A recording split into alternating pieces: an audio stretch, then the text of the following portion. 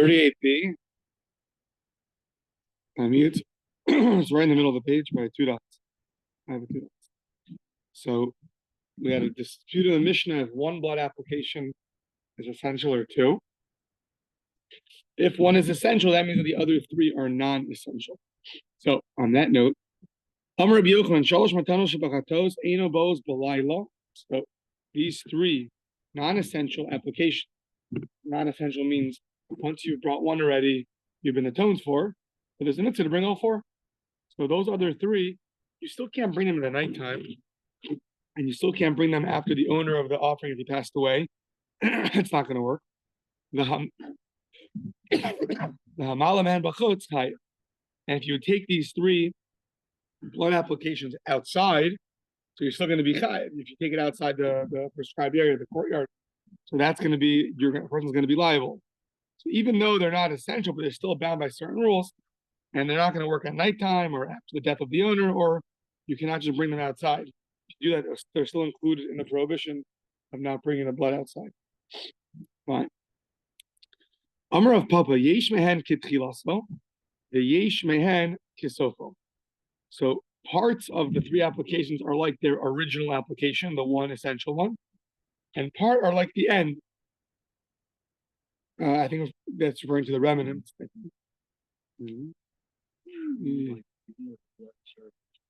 Right, pouring the remnants. Yeah, good, thank you. So, chutz, v'layla, zarus, the klishares, karen, the etzba, kibus, the shirayin, kitchilasim. So a whole list of things that they're similar. So let's see. Okay, so chutz. So chutz is you can't bring it.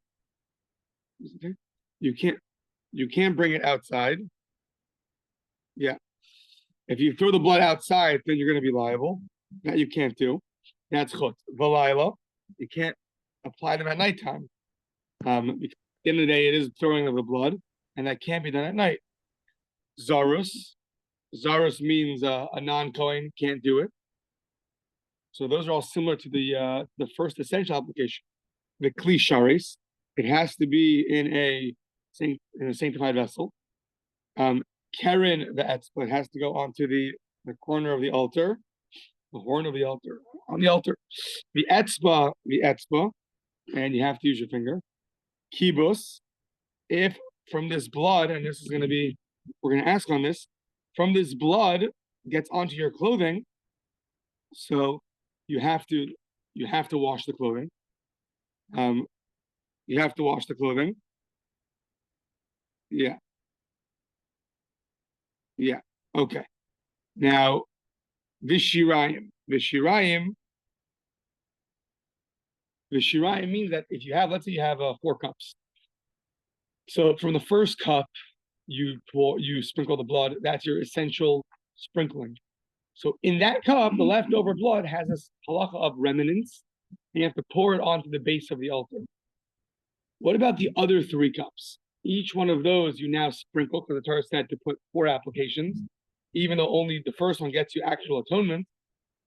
Those 3 cups, if you have leftover blood, does that need to be poured onto the altar? The answer is yes.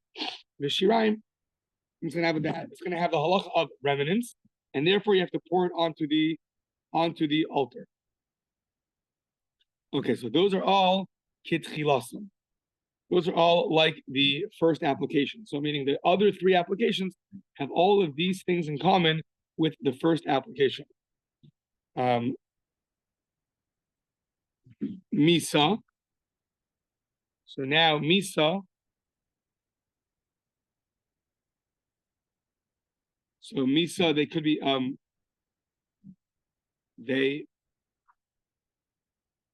Misa lo sharia. You can't bring it after the owner dies. You can't sprinkle it. V'lo mefagla, there's no pigel by the other 3. V'lo ayla legave, you can't bring it inside into the inner altar. So that's kisofan. That's like the shiraim. By shiraim also, there's no pigel by shiraim by the remnants. And you also can't bring the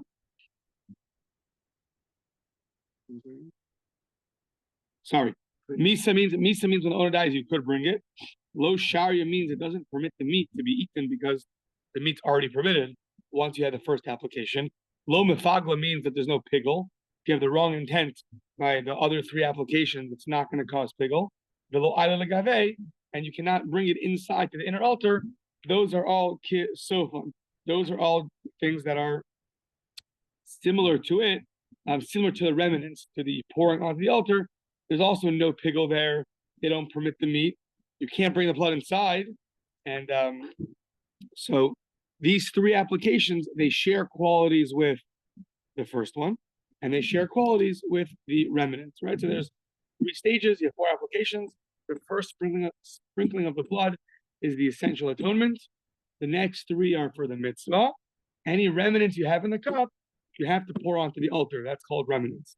So the first one is the most strict. The last one is the least strict, and the middle three share qualities of both. Now, Rav Papa just said that we're now going to ask on the part of the laundry that Rav Papa said that these three applications, if they get onto your clothing, you sprinkle them and they get onto your clothing, that your clothing has to be washed. I mean, the Torah says certain cases, certain blood from certain offerings, you now have to wash the clothing. So Rav Papa said that these three, if any of them get onto your clothing of the Kohen, it requires washing. How does Rav Papa know that? So it says the Tanah, it says the Mishnah, Nitaz min hatzavar ala beged. Let's say the animal blood from the neck spurts out onto your clothing. Eino to'en kibus. That you don't need to wash your clothing. We would have thought any blood you have to wash. There's a difference where it came from. Min hakeren, if it's from the actual altar itself, or min ha.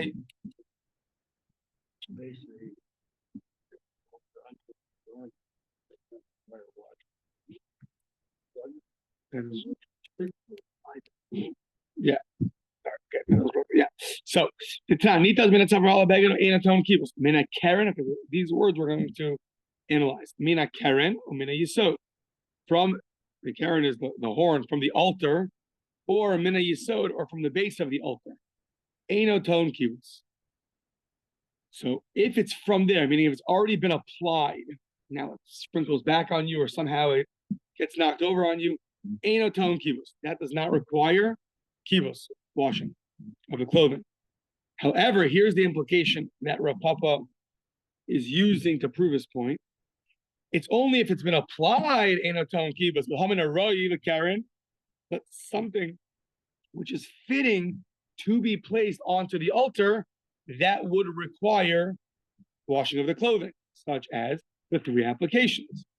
Those are things that are fitting to put on the altar, and yet it only says mina keren if it's already been applied to the altar, and then it spritzes on you. You don't need to wash it. So, but if it was fitting to be applied, it has not been applied yet, such as any of the sprinklings, specifically the last three, so that if that gets on your clothing, that would require kibus. Okay, that's the attempted proof of Rav Papa.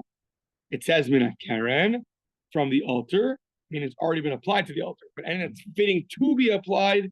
If that goes on your clothing, that requires laundering. Now, says Gemara, according to that implication, that you took the word mina keren and you understood it to mean that it already was applied, to which you implied but anything that was not yet applied, if that goes on your clothing, it's going to need laundering. According to that logic, the next word in that Mishnah is min hayisod, from the base of the altar. So what is the base of the altar? We're going to understand it to mean if it already went onto the base, you don't need to launder it if it sprinkles on you, if it spritzes on you. But if you have not yet applied it to the base, it's going to need laundering. What's something that has not been yet applied to the base? The shirayim, the remnants of the cup, that has to be poured onto the base. If those remnants on your way to pour it, or at some point before you pour it, if they would get onto your clothing, it sounds like according to his reasoning, that would require laundering. And let's see if that's actually true. Because if it's not true, then you have to have a new reason or a new way to understand the Mishnah to prove your point. So, according to your reason, mina yisod, einoton kibus, things that are from the base of the altar, if they spritz back on you on your clothing, you don't need to get it laundered. You don't have to wash it. But min haroyli yisod.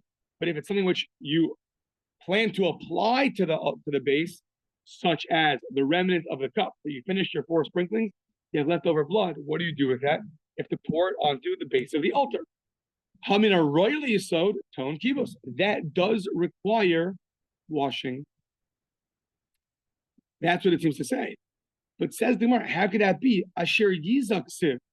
It says only things that which are sprinkled on. The remnants get poured on, not sprinkled on. Prat lezeh. So asher yizak siv. Prat lezeh shekvar huza. The laundering is only something which you're going to sprinkle, but not referring to something which is already been sprinkled. Meaning the remnants are remainders of blood that's already been sprinkled. So it sounds like this statement we had earlier, I believe. Yeah.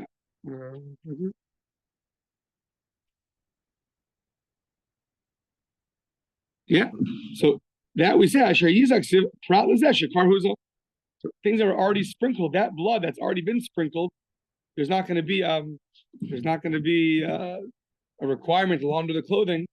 So on the one hand, Rav Papa used the Mishnah to prove his point from the first part of the Mishnah.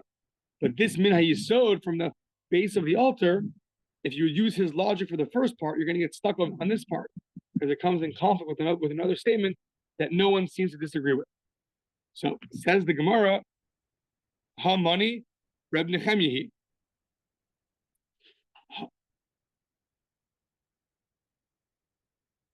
Ha money, so it must be who holds this. This statement, could be that we didn't finish the question yet. 1 second. So ha money, Rabbi Nechemyahi, the Tanan Rabbi Nechemyahi Omer, Shiare Hadam Shehi Krivan Bachutz Kayif.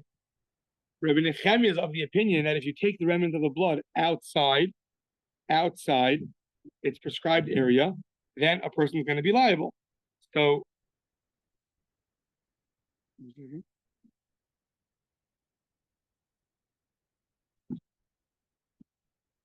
it sounds like this Mishnah that Rav Papa quoted, which implied to us that if you use the remnants of the blood, if they sprinkle on you before you put onto the altar, that would require laundering. That seems to reflect the opinion of Rabbi Nechemyahi. Why? Because Rabbi Nechemyahi gives so much credence to the remnants of the blood.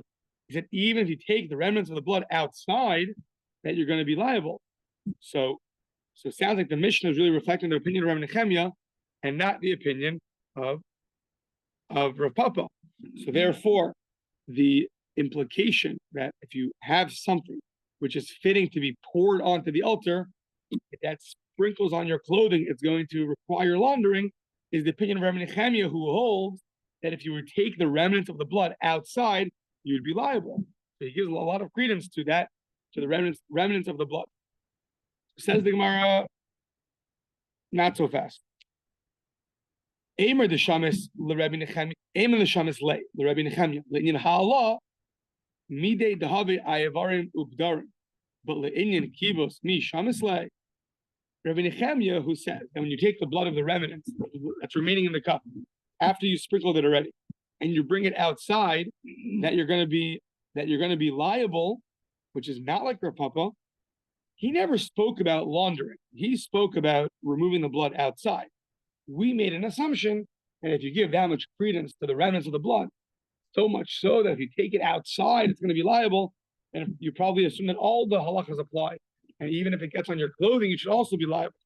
But says the Gemara, no, maybe you could break it down. That really the remnants of the blood are more like avarim ubdarim, more like the sacrificial limbs and the fats. That he just compares them to that just like those things, if you bring them outside, a person is going to be liable. But he never said that if it gets on your clothing, you have to launder it.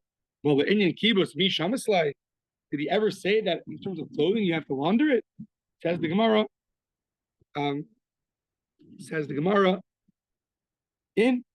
Sounds like How they translate it? In that, it sounds like he is talking about laundering, right?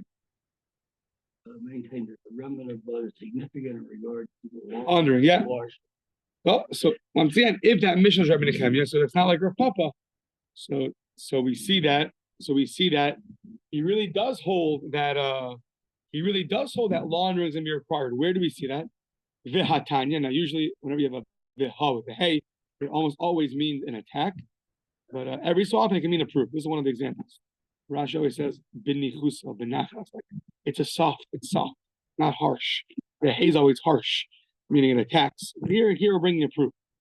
What's the proof that according to Rabbi Nechemia, the remnants of the blood, if it gets onto your clothing, it requires laundering?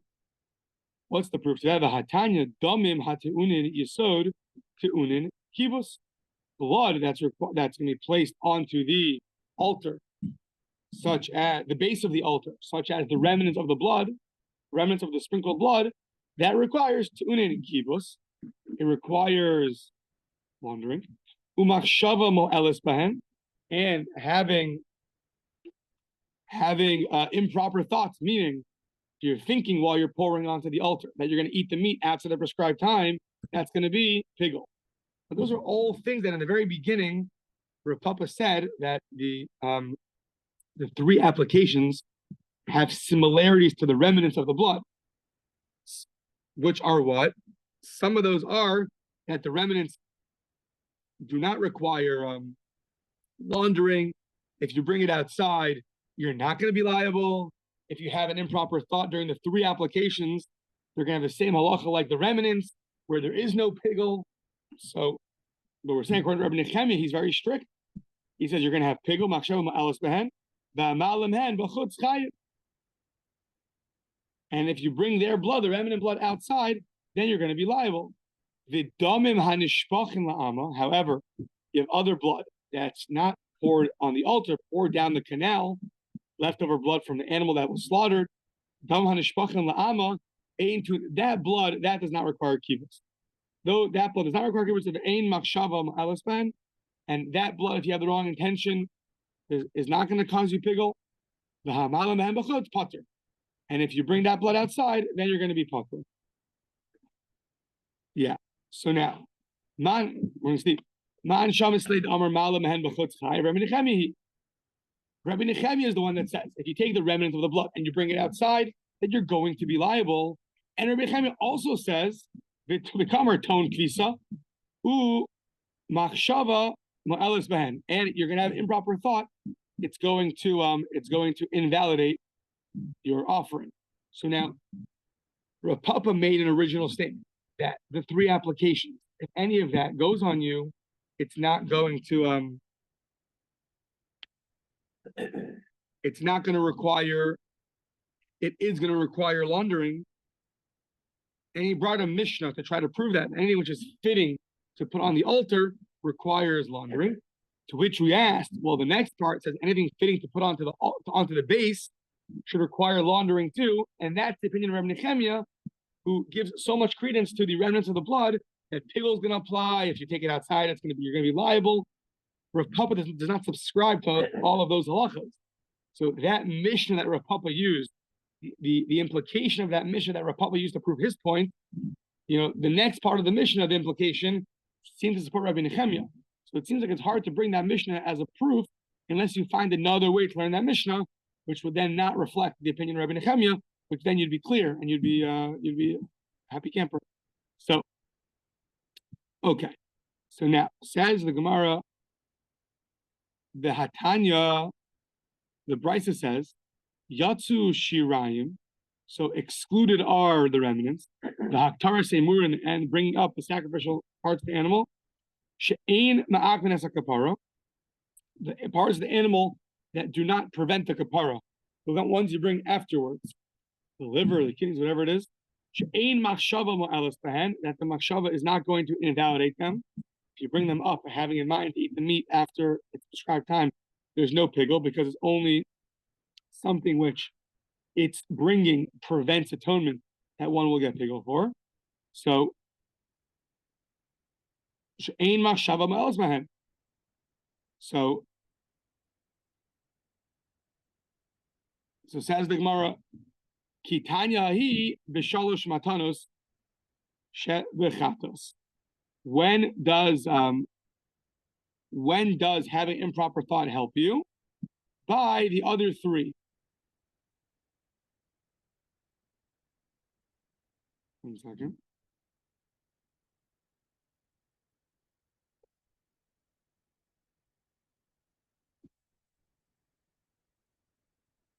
Yeah, so this brisa goes against Rabbi Nechemia, that the remnant and the other parts, pigul, is not going to apply. So that's against Rabbi Nechemia. Rabbi Nechemia says, no. That was talking about the shalosh matanos, the three applications, their pigul would apply. Remember, not like Rav Papa said. But in Rabbi Nechemia's world, the three applications regarding the chatas offering would, the pigul invalidation would apply. So that's what that brisa was referring to. If that's true, if that's the brisa.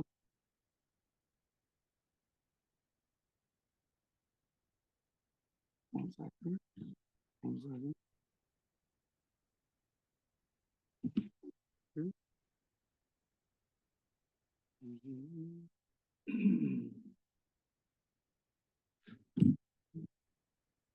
If that's true, so te'unin yisod,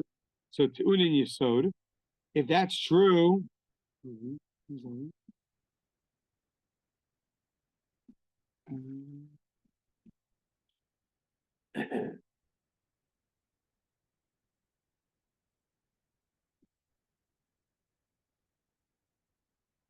right. Okay. So that Bryce is talking about not the base of the altar, but rather it's talking about the three applications, and that Bryce tells you that the three applications are going to pigul is going to apply by them. Yeah. Okay. Fine. To that the Gemara says ihachi tunin yisod.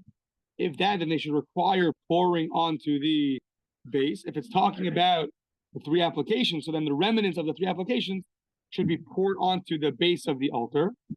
Okay. Ihachi tunin yisod.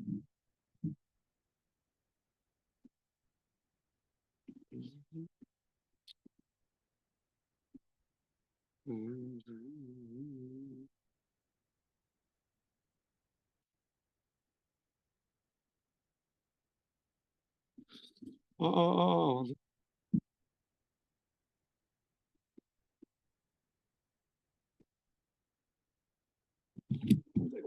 All the way back. All the way back. Yeah. Okay. Yeah.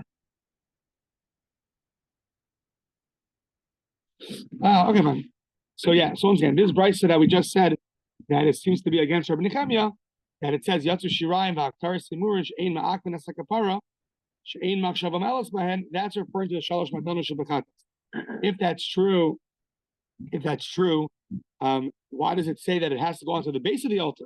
It should be Lekeren Azli. It should go onto the horns of the altar, not the base of the altar. If you're talking about the three applications and not about the remnants, then it shouldn't be going onto the base of the altar. It should be going onto the altar itself. So it says the Gemara, Ema Netanin Yisod Umachshava Mo'elas Bahem. It just means that, not that it goes onto the base, but the remnants now have to go onto the base. That's all it's saying. Not that it itself has to go onto the base, because it's referring to the three applications. Rather, its remnants has to go onto the base, and pigul is going to apply. Okay.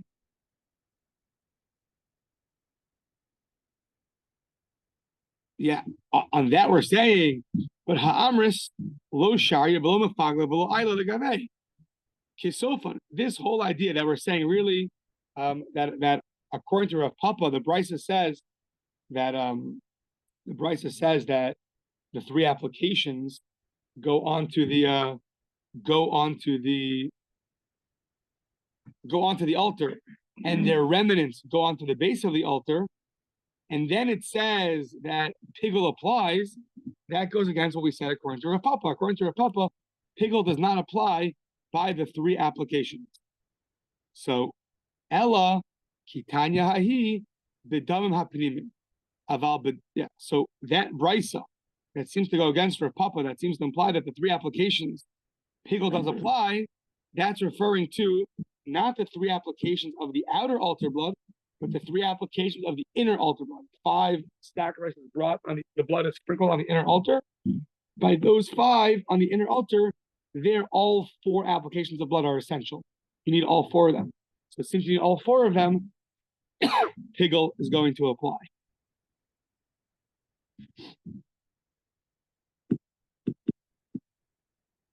Yeah.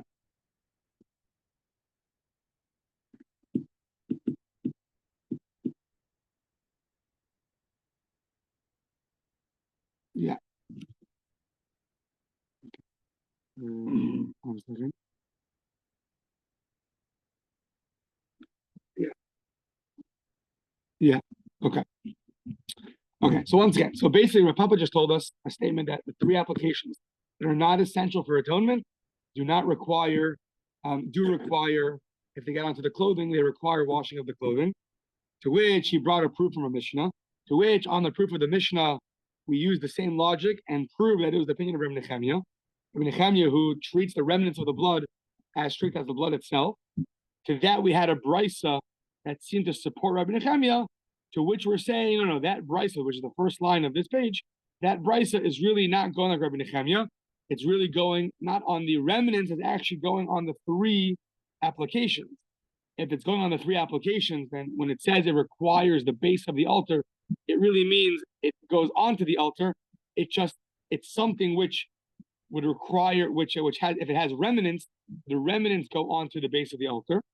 To which we asked, okay, but it really has a pigel invalidation. Rav Papa said that it's not like that. To which we say, no, you're right. Scratch it. That brisa is actually referring to the remnants. It is referring to the remnants, but it's referring to the remnants of the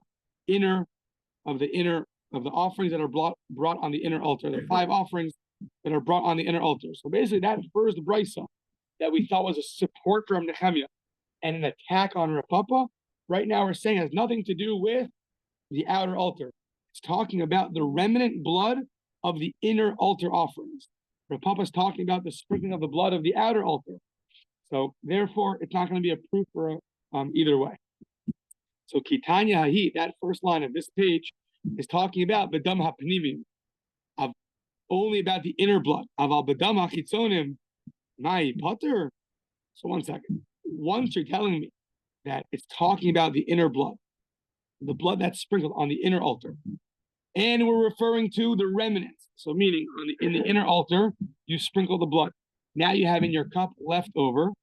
That leftover has to be brought, you have to pour it onto the base of the inner altar. And that remnants, if it gets onto your clothing, is going to require laundering, and there's pigel by it. Once you're in the inner altar, it's much more strict, the blood application. Fine. Now, says the Gemara, Aval B'dam HaChitzonim Mai Potter. And what do you want to contrast it to? The blood of the outer altar, that a person's going to be exempt if they have pigel thoughts, they'll be exempt from laundering. Is that really true? So, Adetani Dam Hanishpachin La'ama. So let's think. If you look back to the first brisa on this page, right? It's referring to a number of stringencies and then a number of exemptions. So what does it say? Blood. Now, what blood are we referring to now? Right now, we're referring to the remnant blood of the inner altar sprinklings. That requires, on the base, it requires laundering, and there's pigel, and if you bring the blood outside, then you're going to be liable. Now, what's the contrast to that? So you have blood, the remnant blood of the inner altar. The next part of the brisa says that the blood that goes into the canal, and the blood from the animal that goes down through the canal, that blood is much less strict. If you bring it outside, you're not liable. If it sprinkles on you, you don't have to wash. If you have pigel, there's no pigel. So the question is, why, when the brisa wanted to contrast something you're obligated in and something you're exempt in, did it go to 2 extremes? it talked about the inner blood, and then it jumped to blood in the canal. You could have given much more refined distinction, such as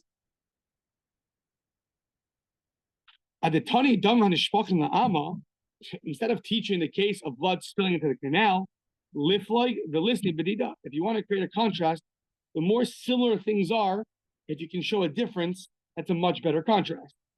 To tell somebody, you are not allowed to eat something, you can't eat, you could eat steak, but you can't eat steak and milk. Okay, I get it.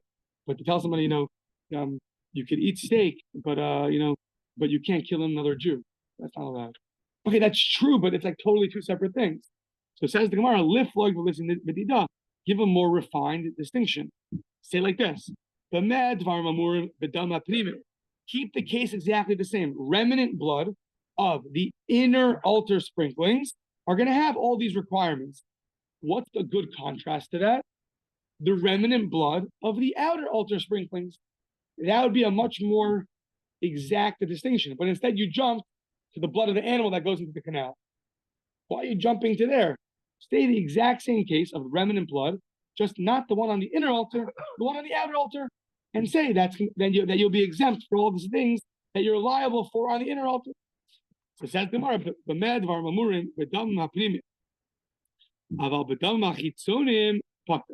but for blood on the outer altar, the remnant blood, that you're going to be exempt for.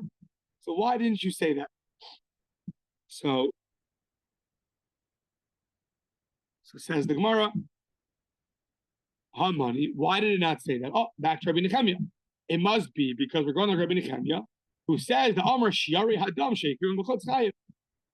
Because the blood, according to Rabbi Nechemia, the Brisa couldn't teach that because the remnant outer blood you're also liable for.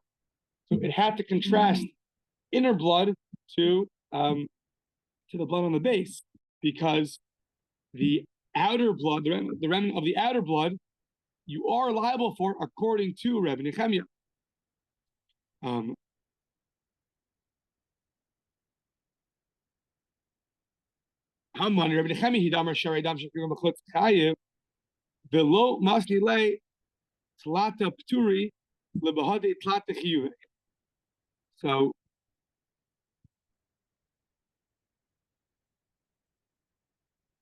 one second.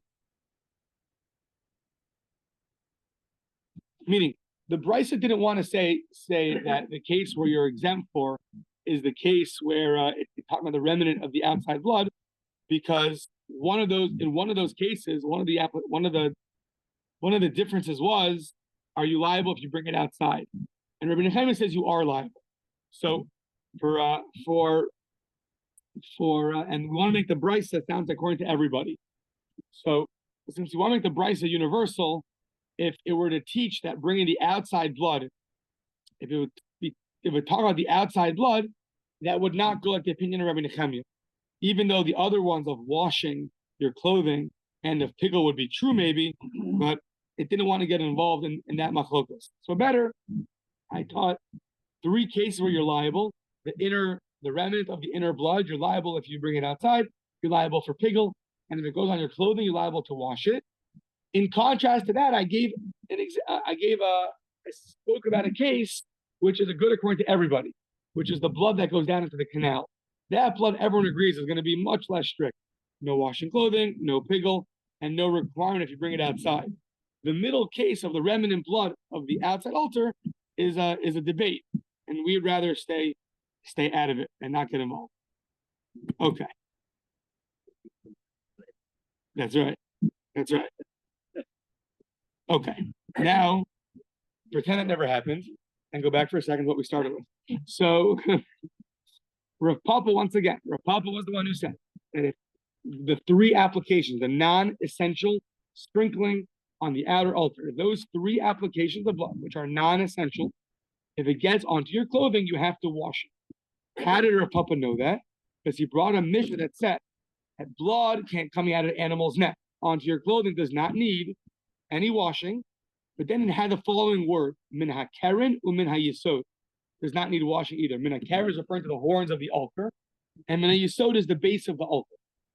those words seem to imply to us that if it's already been applied, you don't have to, and then it spritzes, then you don't wash your clothing. But if it's fitting to be applied and you haven't applied it yet, then it would require washing of the clothing. That's how Rav Papa learned that word of min hakeren. It doesn't mean from the altar, I mean blood that's already been applied, but he read it as from blood that could be applied. To which you got into trouble because the next word of min yisod, if you do the same thing, it goes like Rabbi Nechemia, which we got into this whole mess. So now, Ravina is going to try to read it in a different way. His mess is going to be a little bit less messy.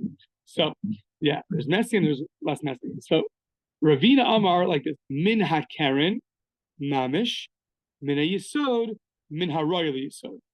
So, min hakeren, the blood that's actually already been sprinkled onto the altar, if that spritzes back at you, that is not going to require washing of the clothing.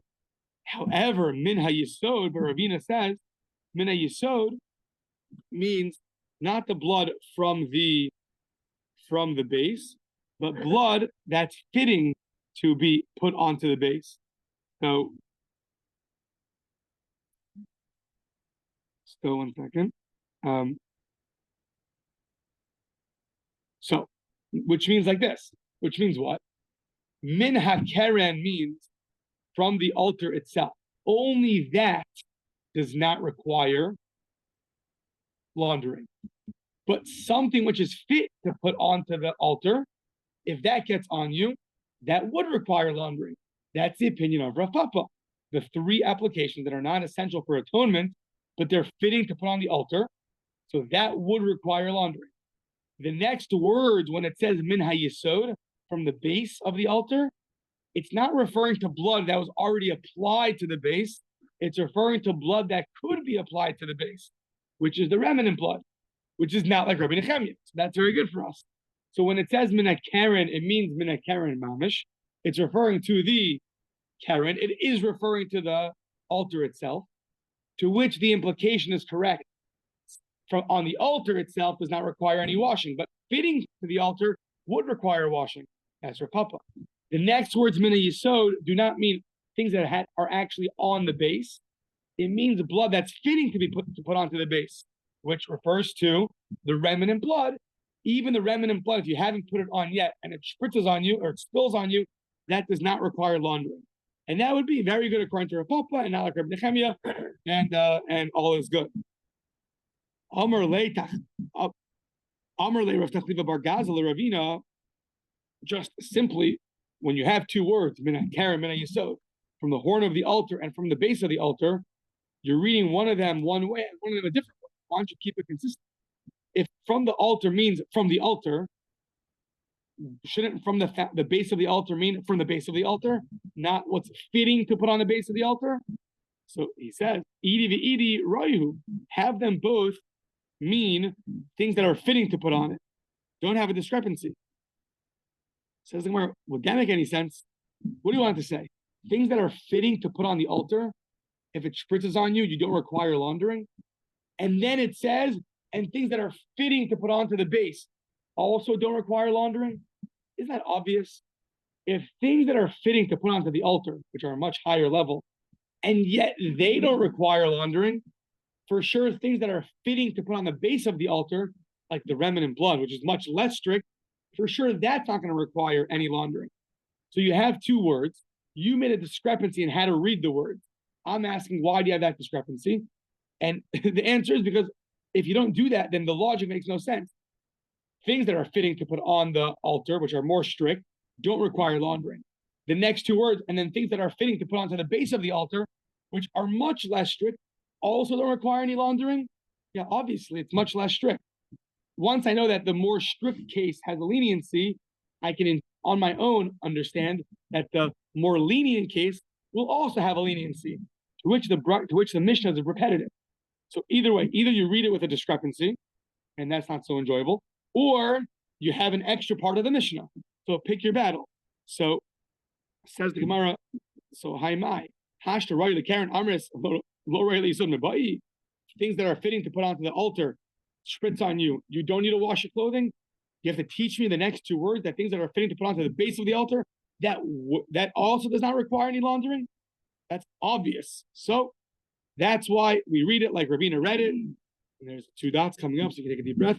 Ela mina karen mamish. From the altar means from the altar itself, it spritzes back on you, does not require laundering. Implication: before it was placed on the altar, if it's fitting to put on the altar, and before it gets there, it gets on your clothing, that would require laundering. And mina yisod, when it's talking about the base of the altar, it's referring to something which is fitting to put on the base. So the leftover blood in your cup, if that were to spill on you, that would not require laundering. Once again, that's according to Rav Papa and not according to Rabbi Nechemia. At the end of the day, Rav Papa just told us that the 3 other applications do not require, if they get on your clothing, they do require laundering. The remnant blood is a debate, Rabbi Nechemia against others. Does the remnant blood of the other 3 non-essential offerings, how strict is that? According to Rabbi Nechemia, very strict. According to us, less strict. Okay. It's Thursday, right? Yeah. Oh, yeah. Okay. The next limit is so short. It's a new section. We have 2 minutes to go. So I'll have to make it up tomorrow. Yeah, I mean, either. Time flies when you're having fun. Right? Yes. Right. Good. In unison.